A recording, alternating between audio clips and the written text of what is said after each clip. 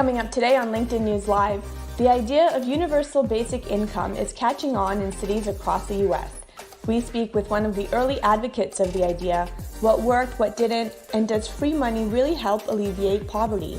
Plus the latest on the vaccine rollout and why vaccination rates are falling. All that next.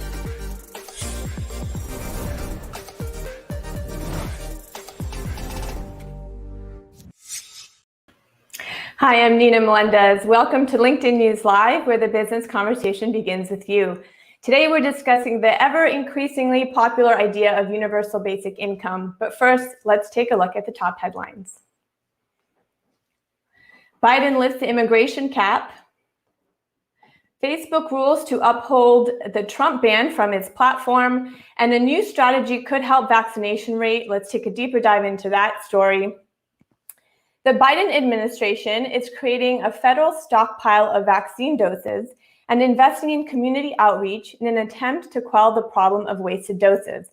According to experts, this could also help underserved communities, especially as vaccination rates are slowing. Joining us now for more is Beth Kutcher. She is managing editor here at LinkedIn. Beth, welcome to the show. Good to see you, Nina. Tell me what's happening right now, why this is changing.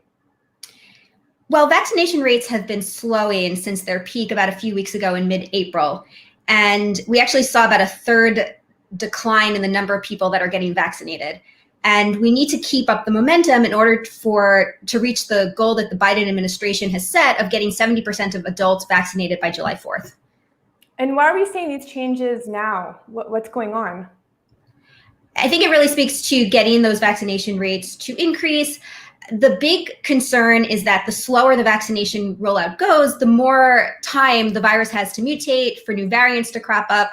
And so if we can get to what's known as herd immunity, which is looking increasingly unlikely, but the idea is the more people who have immunity, either because they were infected before or because they got the vaccine, the less able the coronavirus is able to move from person to person and then mutate and become more infectious or deadlier even.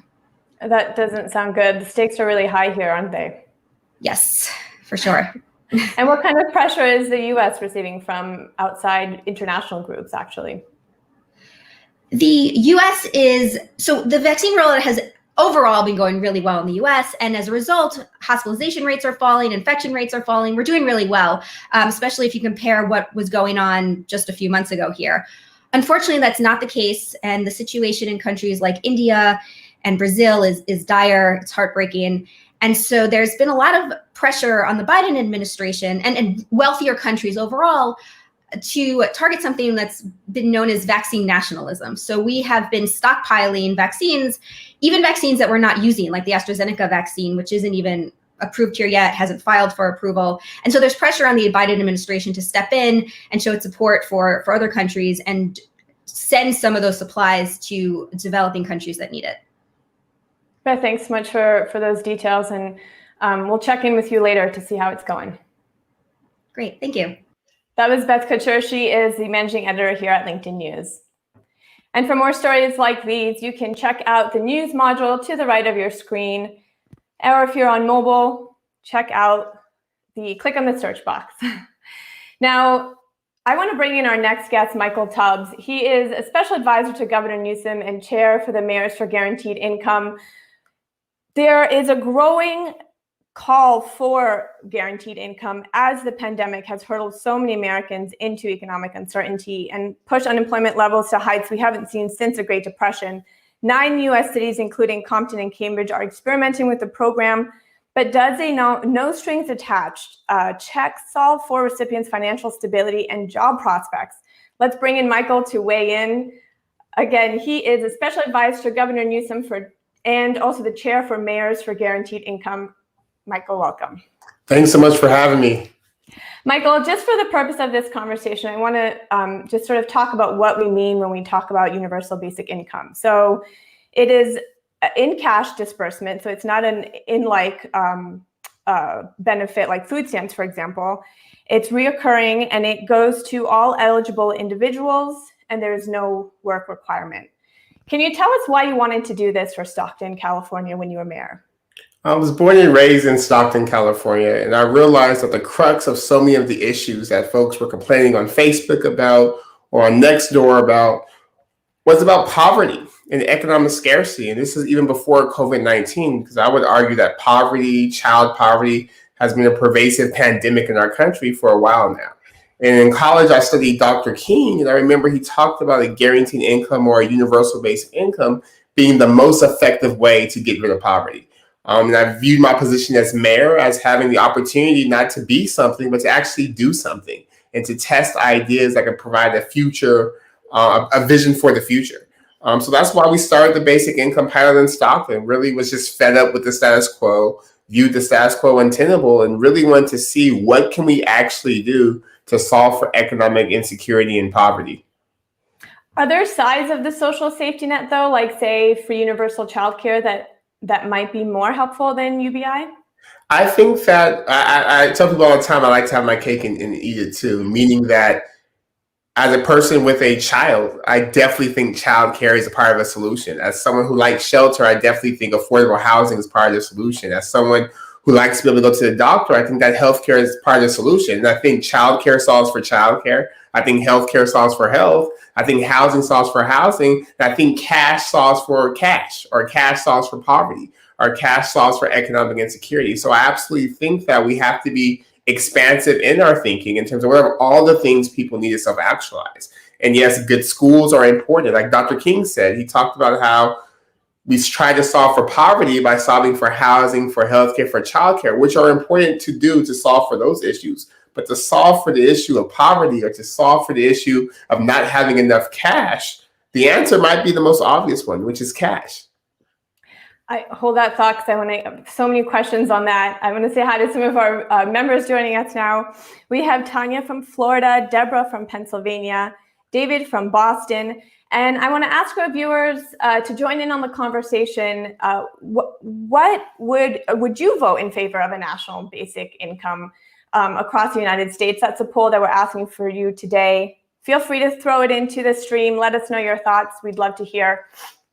We'd love to just hear your take on this.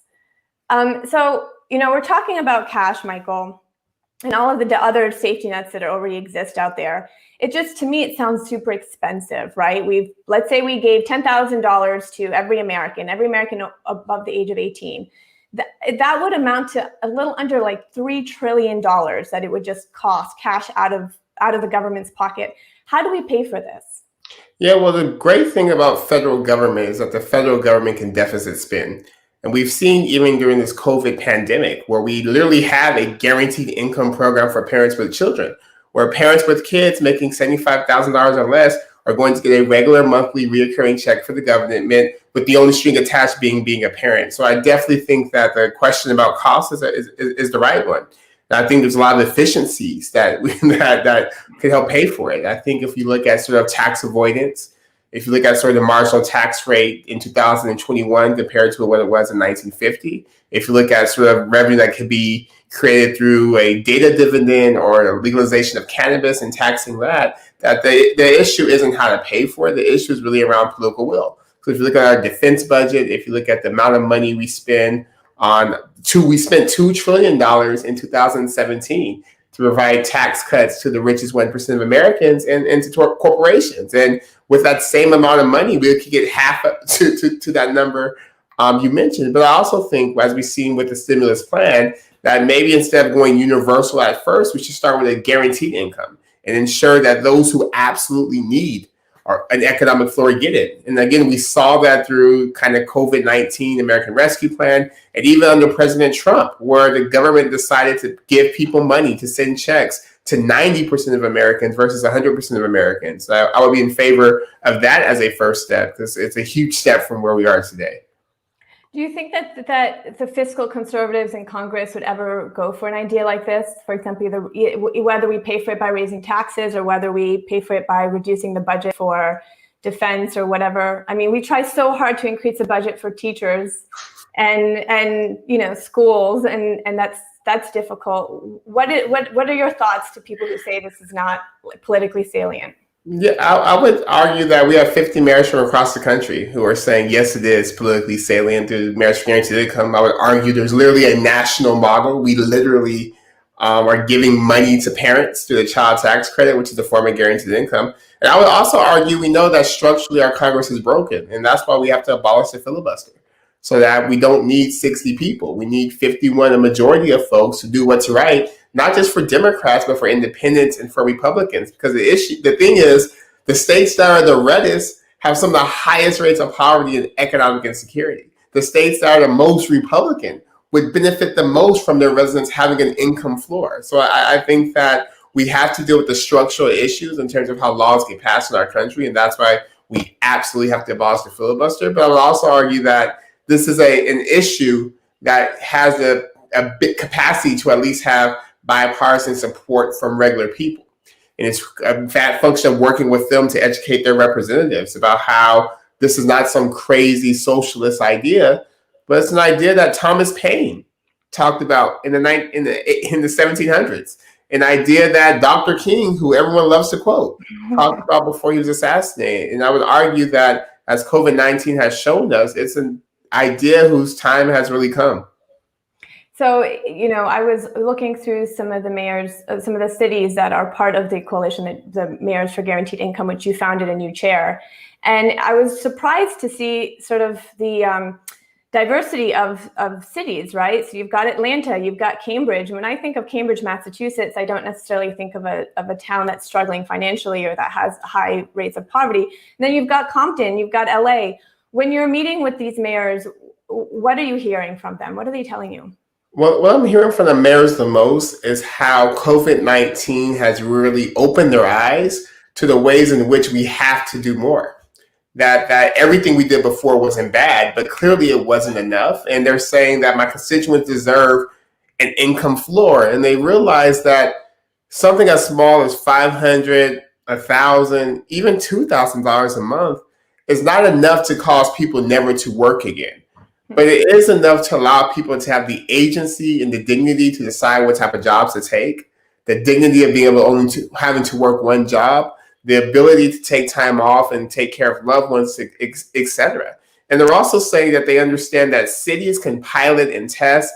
I think of MGI co-chair Mayor Garcetti's leadership with $24 million from his budget going to a guaranteed income program, or the leadership of the others co-chair Melvin Carter in St. Paul. But we know that cities are laboratories of democracy, but it has to be a federal program. And we'll continue to push and prod and give political cover and courage and provide anecdotes from our real people, not from ideas, not from tropes, from actual people about how they put the money to work and how we're all better off when we're all better off. A rising tide lifts all boats, right? I want to talk about that idea of work in just a second. We've got so many questions coming in through the stream. People are loving this conversation. So thanks again for being here, Michael. Kyle asks, through the implementation of UBI in Stockton, what were some of the societal benefits that you saw happen there during your term as mayor?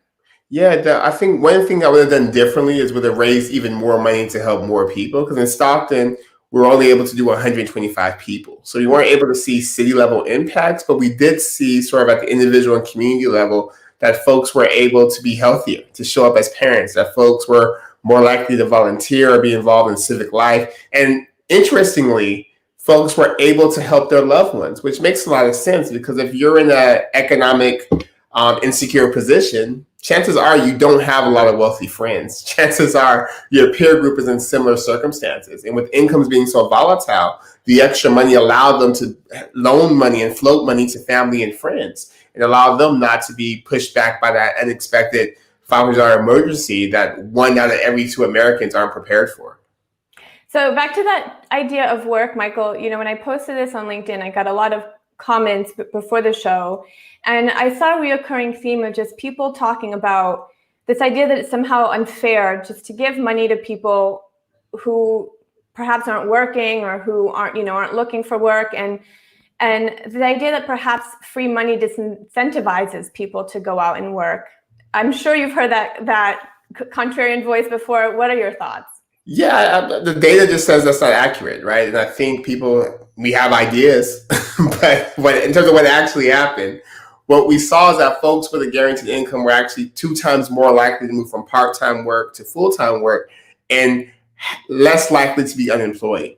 And that's because, again, there's these tropes we have that there's just a bunch of people who don't want to work.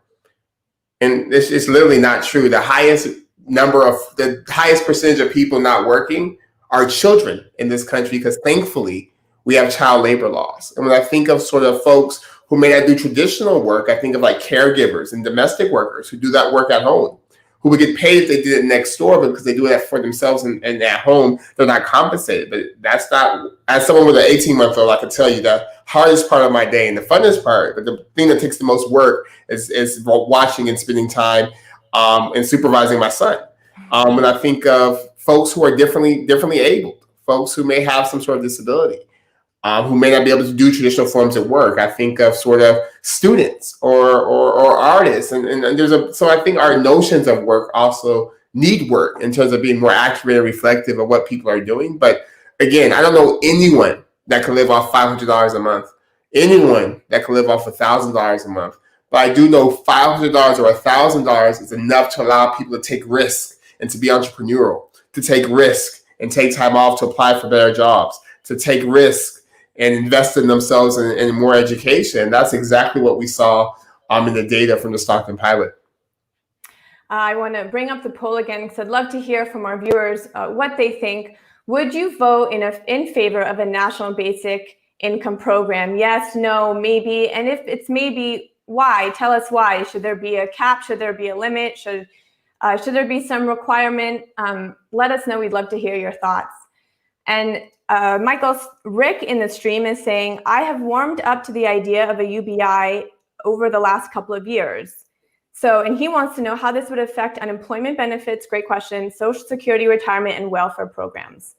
Yeah, well, I disagree with some people on this, but I always try to be as crystal clear as possible. I would be strongly opposed to any program that would gut the existing social safety net and provide everyone the same. And what do I mean by that? Well, if today I don't need welfare and my neighbor does, it doesn't seem fair, right, just, or equitable to take away their welfare and to give us both $500, because now they're relatively in a worse position than they were compared to me in the first place. So I think that guaranteed income, universal basic income, has to be additive, has to interact with the existing social safety net. And if we want to look for government programs to cut, I would start with programs that disproportionately benefit those who are wealthy, then programs that disproportionately benefit those who are struggling. So the program that you ran in Stockton when you were mayor there was 2016, 2020, I believe, right? Am I getting, okay, good. It was funded in part through a $3 million grant by Jack Dorsey, the CEO of Twitter. So thinking of this idea of, charity not being justice, is there a way that UBI can exist without philanthropy? Yeah, no, it has to exist without philanthropy. It has to be a policy. I think philanthropy at its best allows us to test, look at, evaluate, figure out, but at some point it has to be a policy. And I think that sort of we've been really blessed with a lot of support for the idea. And I tell folks all the time, I think that your charity is great, but if we fix our tax system so it's more progressive and more in line with our commonly held values, then we wouldn't have to rely so much on individuals' charity. And just a quick note, we got Marriage for Guaranteed Income, the national organization, received $3 million in the seed funding from Jack Dorsey, but the Stockton pilot was funded primarily by Chris Hughes and other donors. And Chris Hughes is one of the co-founders of Facebook and his group, the Economic Security Project. But we've been really thankful for relationships we have with folks with means around sort of how do we test this idea. But I try to be as clear as possible. I do think if we had a more just tax system, then we wouldn't have to rely so much on charity, that we would have programs and policy that would fill all these gaps and make sure folks have the money they need to buy food or to shelter in place, et cetera.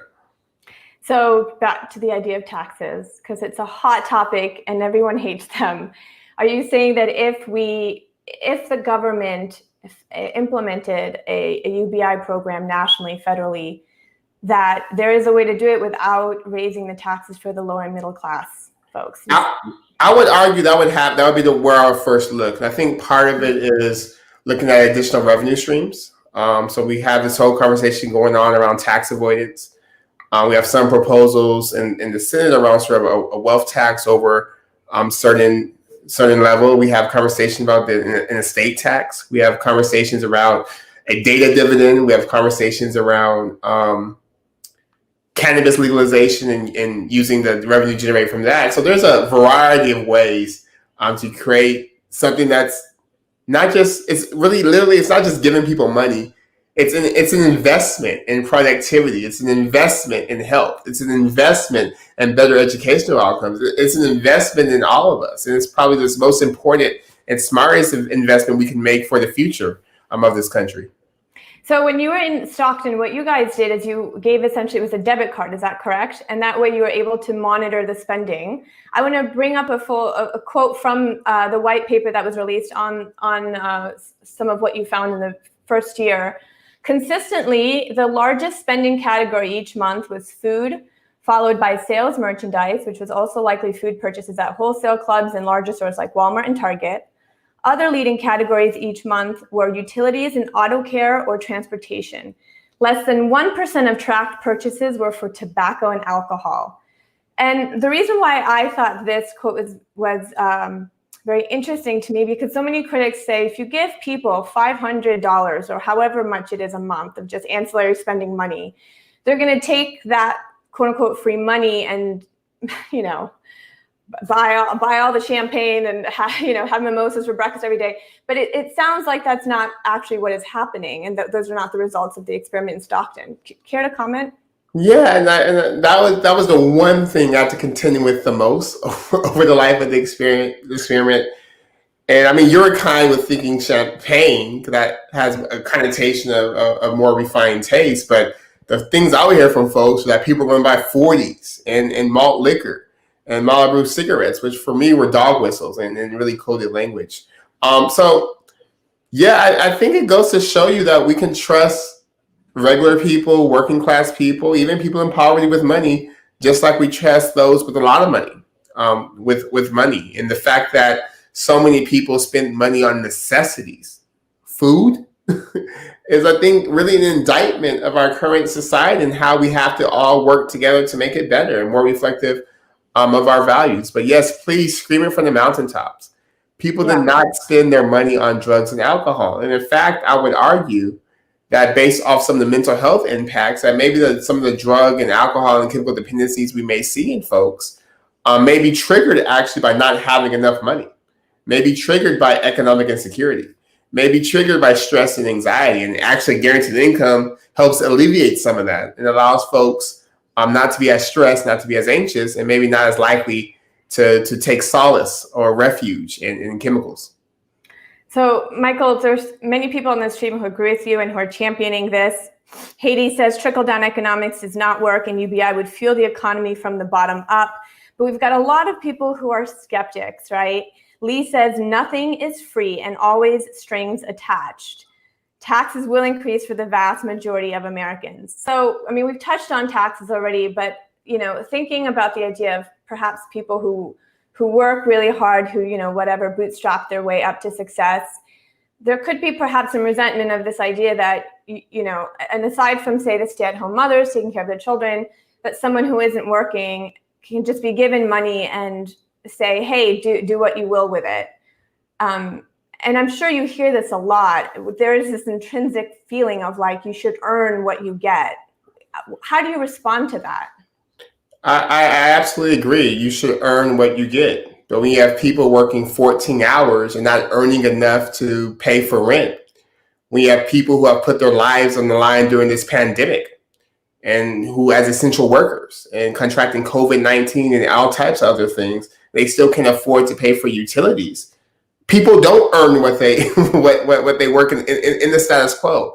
And I think, again, sort of this notion that there's just a bunch of people who aren't working isn't true based off data or reality. So I think part of the issue is we have to get people to see beyond their limited understanding of how the world works or how the economy works and really see what's going on. What's going on is we have people working harder than ever, people working longer than ever, people working themselves to death.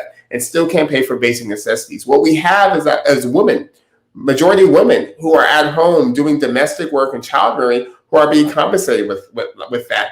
What we have are folks who maybe want to work, but can't work because they can't afford a car, or they can't pay for transportation, or they can't afford a uniform. Right? I'm sure there are a small amount of people who may not want to work, but that's not the vast majority of us. And we have to really get into the policy mindset of not designing for everyone based off the worst case trope or scenario, and really design policies that benefit the vast majority of us. So I'll scream it from the mountaintops because the data support this. The folks who can't work, who don't work, can't. They're children. We have child labor laws.